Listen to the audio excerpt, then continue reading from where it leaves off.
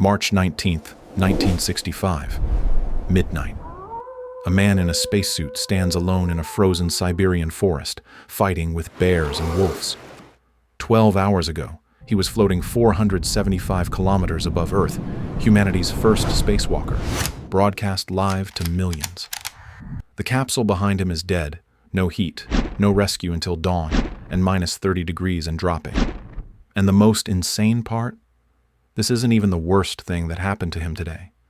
His own spacesuit ballooned in the vacuum and nearly trapped him outside forever. A fire almost erupted mid-orbit. The spacecraft tumbled toward Earth at 10 Gs. He survived all of it, only to crash 386 kilometers off target in Predator territory, with nothing but 3 bullets between him and the pack. How did a space triumph become this? And what nearly killed him before leaving orbit?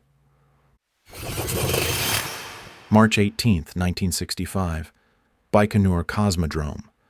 An R-7 rocket towers above the frozen steppe, venting fire and steam. Inside its cramped 2-man capsule, cosmonauts Alexei Leonov and Pavel Belyayev sit shoulder to shoulder, wedged so tightly they had to dye it just to fit. They are about to attempt something no human has ever done: leave a spacecraft mid-flight and float free in the void. This mission, Voskhod 2, is the Soviet Union's desperate answer to the space race. After beating the Americans to put the first man in orbit, Moscow needs another first before NASA catches up.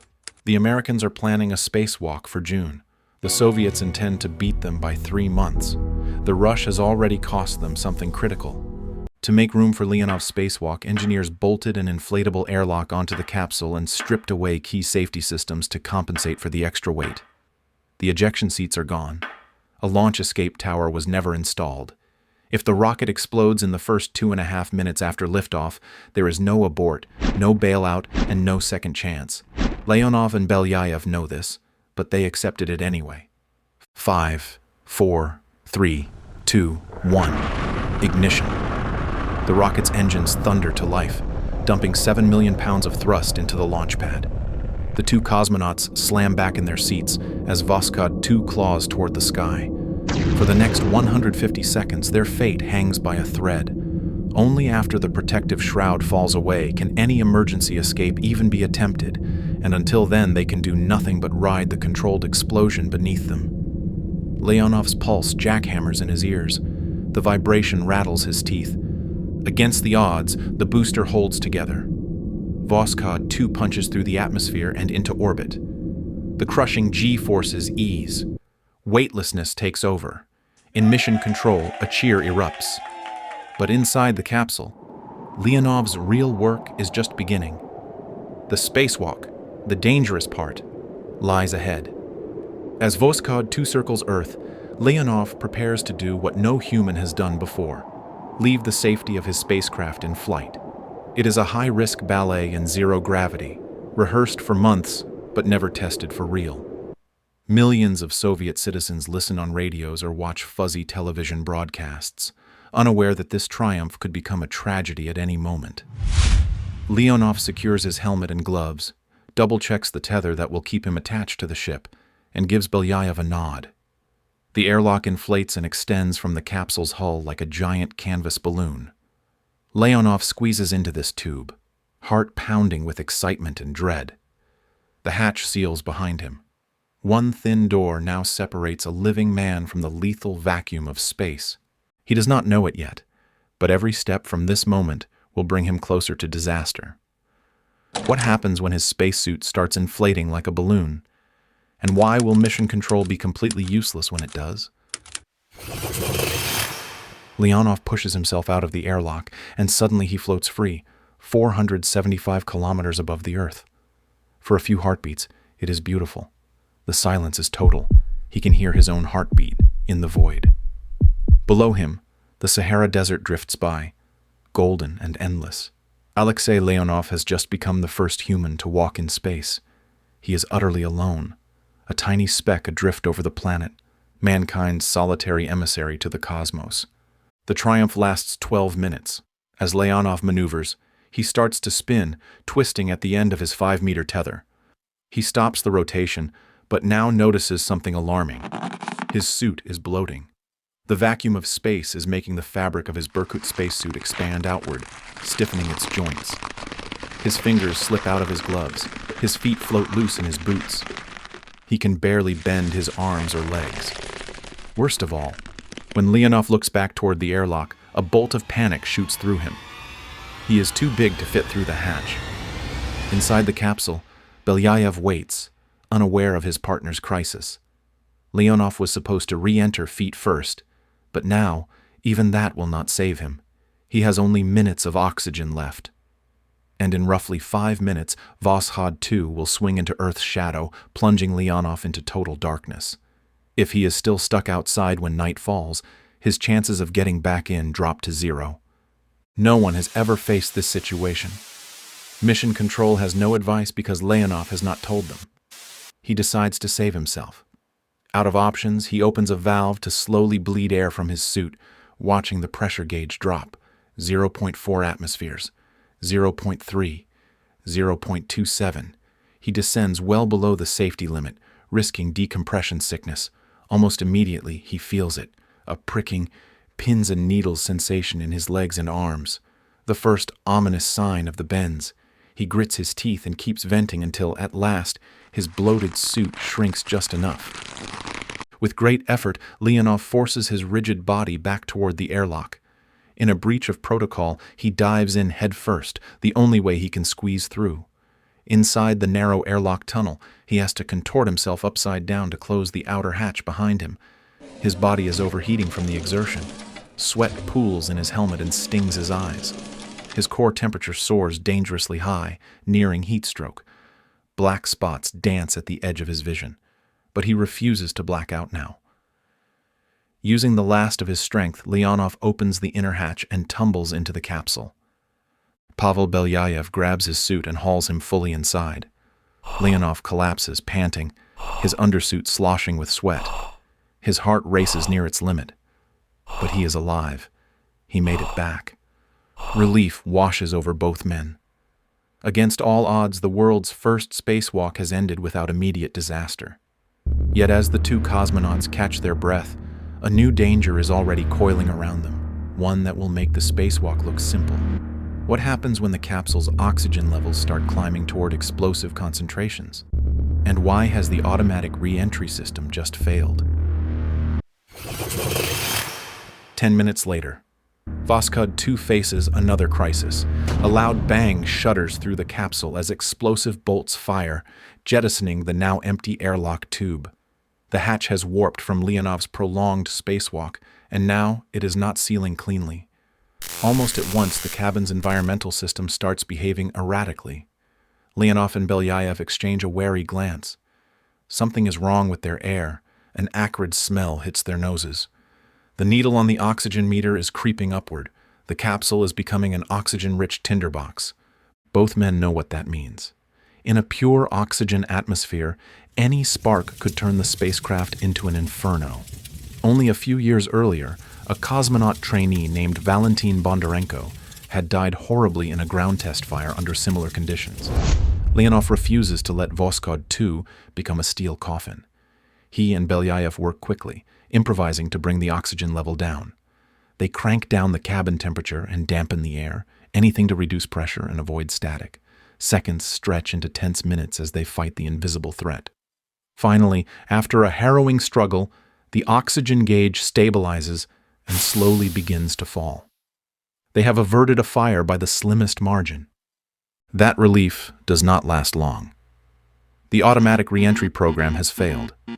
Voskhod 2 is orbiting Earth with no guidance to bring it down. The only option is to do it manually, something no crew has ever attempted. If they miscalculate by even a few seconds, the consequences will be fatal. Too short a burn, and Voskhod 2 could skip off the atmosphere and vanish into space. Too long, and they will plunge on a steep trajectory and be incinerated.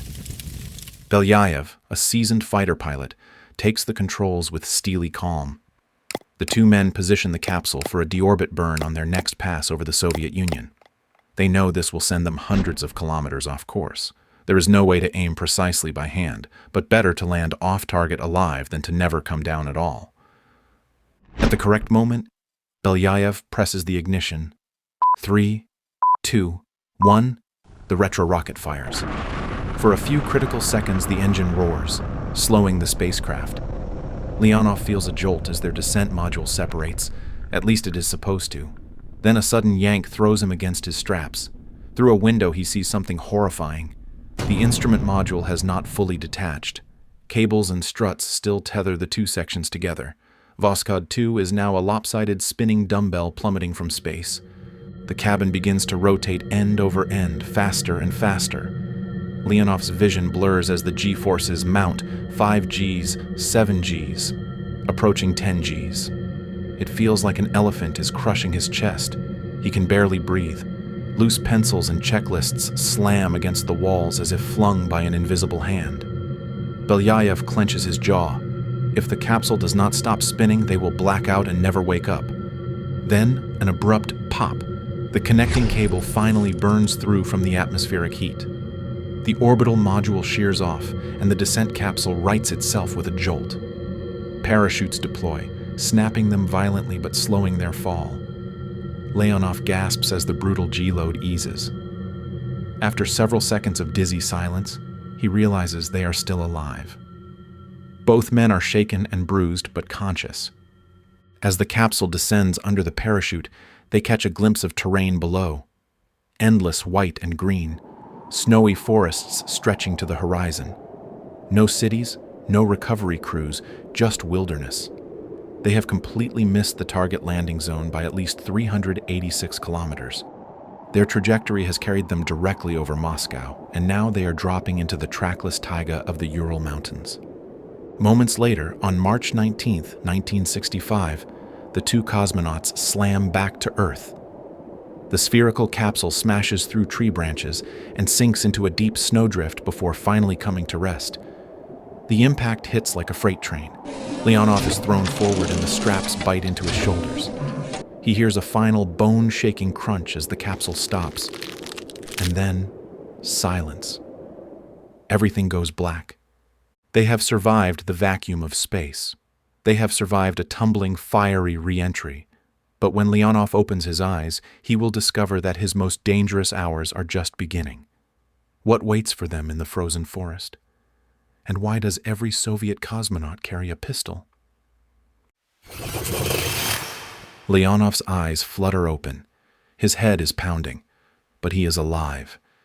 It takes him a moment to remember. The crash, the snow, and the sudden silence. He and Belyayev have made it back to Earth in one piece, bruised and shaken, but nothing broken. As they unbuckle and crawl out of their contorted seats, the reality of their situation settles in. The capsule's circular hatch blew open on impact, letting in a rush of frigid air. Outside, all they can see through the opening is a wall of pine branches and snow. With effort, the two cosmonauts push their way out of the half-buried sphere and tumble into knee-deep powder. The winter sun is already low on the horizon, casting long blue shadows through an endless forest. They are surrounded by towering evergreens, the middle of the Russian taiga, far from any civilization. There is no welcoming party, no helicopters, nothing but the whisper of wind in the pines. Shivering in their damp undersuits, Leonov and Belyayev take stock of their supplies. The capsule contains a small survival kit, a knife, matches, a few days' worth of rations, and a standard-issue Makarov pistol with plenty of ammunition. Every Soviet cosmonaut carries weapons, not for aliens, but for exactly this scenario. In the Siberian woods, the apex predators are not science fiction threats. They are the very real wolves and bears stalking these forests. The temperature is dropping fast, well below freezing and falling with the fading light. Both men are exhausted and soaked with sweat from their ordeal. Leonov's spacesuit undergarments are drenched. During the spacewalk, he overheated so severely that he lost 6 kilograms of body weight in sweat alone. Now that moisture clings to him like an icy shroud, he strips off the soggy lining and wrings it out as best he can, his hands trembling. Belyayev does the same. Their breath hangs in clouds as they work. Without heat, their clothes will freeze stiff by nightfall. They clamber back into the capsule to shelter from the biting wind. The interior is already frosting over. Worse, the spacecraft's electrical system has shorted out. The heater is dead, but the ventilation fans inexplicably kicked on at full blast, pumping in frigid, outside air. It is like trying to warm up in a drafty metal refrigerator. Leonov slams a fist against the useless heater, but there is no fixing it. They will have to survive the night with sheer willpower and whatever they can scrounge. As dusk deepens, they hear an aircraft engine droning in the distance, a search plane. The cosmonauts scramble outside and wave orange cloths frantically. The plane circles and waggles its wings. They have been spotted. Leonov's chest floods with relief. At least Mission Control knows they are alive out here. The plane cannot land in the dense forest, but minutes later, the crew drops a canister attached to a bright parachute. Leonov and Belyayev wade through the snow to retrieve the supply bundle. Inside, they find 2 woolen coats, extra socks, a flashlight, hot tea in a thermos, and a radio transmitter. Small comforts, but life-saving ones. Night falls completely. The temperature plummets to 30 degrees below zero. Dressed in bulky new coats atop their damp spacesuits, the cosmonauts huddle inside the capsule and activate the portable radio. Through bursts of static, they receive a message from the nearest rescue coordinators. Help will arrive, but not until morning. The terrain is too treacherous for a nighttime helicopter landing. They are on their own until sunrise. Belyayev clicks off the radio. In the pitch-black cabin, the 2 men sit in silence for a long moment, mentally steeling themselves. They have endured vacuum and fire, weightlessness and crushing G-forces. Now, they face a more primitive trial. Leonov loads the Makarov and keeps it within arm's reach. Outside, somewhere in the darkness, a long, mournful howl echoes through the trees. Another answers it. The hairs on the back of Leonov's neck stand up. He had heard wolves on hunting trips before, but never like this.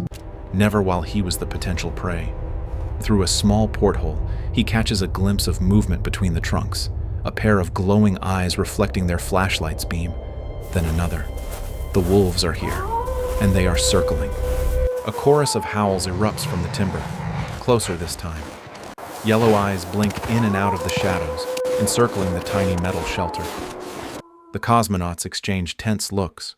They are 2 men stuck in a stranded tin can, and outside in the darkness, an entire pack of predators is gathering.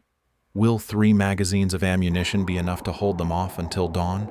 And what was that heavy crashing sound deeper in the forest, something even the wolves seemed to fear? Inside the darkened capsule, time stretches agonizingly slow. Every crunch of snow or snap of a twig outside sends a jolt of adrenaline through the cosmonauts. The wolves prowl just beyond sight, sniffing and snarling at the strange metallic intruder in their territory. Leonov and Belyayev take turns peering through the porthole, their pistol drawn and cocked. With each passing hour, the predators grow bolder. Pairs of glowing eyes dart closer to the capsule before slinking back into the shadows. The men can hear low growls and the padding of paws in the snow. It is a siege of attrition, 2 humans versus a hungry pack, with nothing but a thin aluminum shell between them. Leonov's heart thumps in his chest. He cannot help but note the absurdity. Not in a blaze of glory on the launch pad, not in the vacuum of space, but here in the frozen taiga, hunted by wolves. He tightens his grip on the Makarov, finger alongside the trigger guard, ready. Belyayev clutches a flare from the survival kit in his gloved hand, just in case. Both men are bone-tired, on the edge of hypothermia, and fighting desperately to stay awake. Suddenly, a shadow looms at the hatch opening. A large gray wolf has leapt onto the side of the capsule, drawn by the scent of sweat and human fear inside. Its fanged snout pokes into the cabin, hot breath condensing in the frigid air.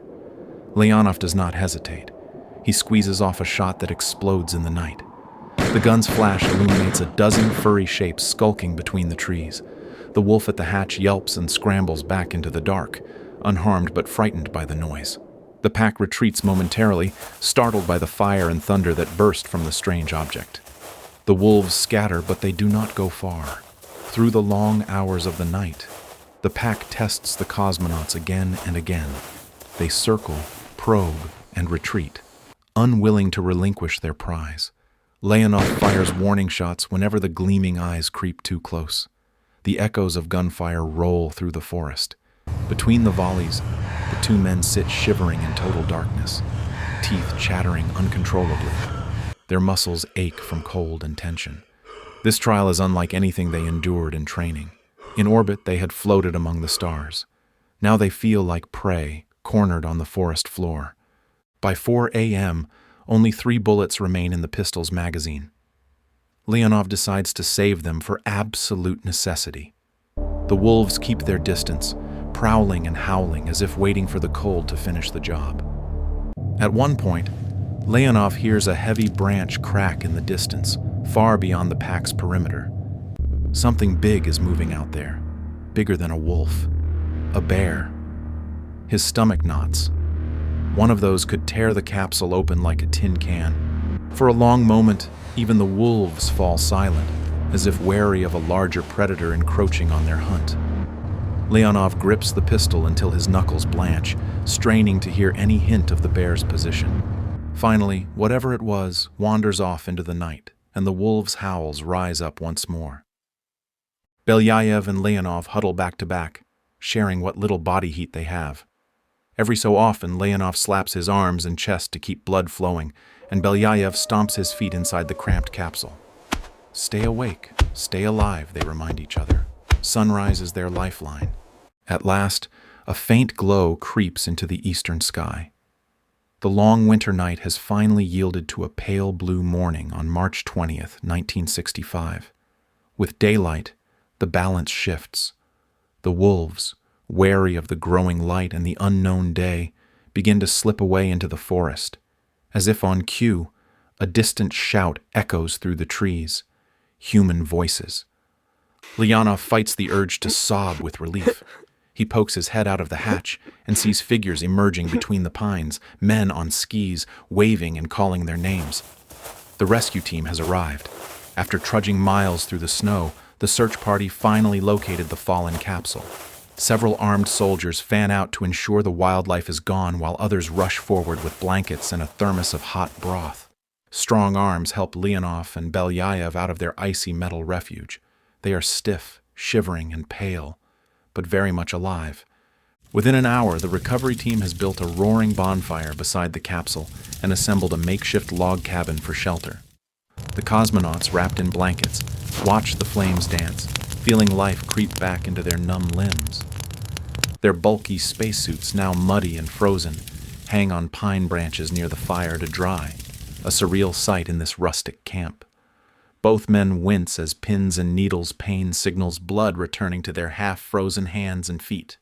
Someone hands Leonov a cup of hot tea.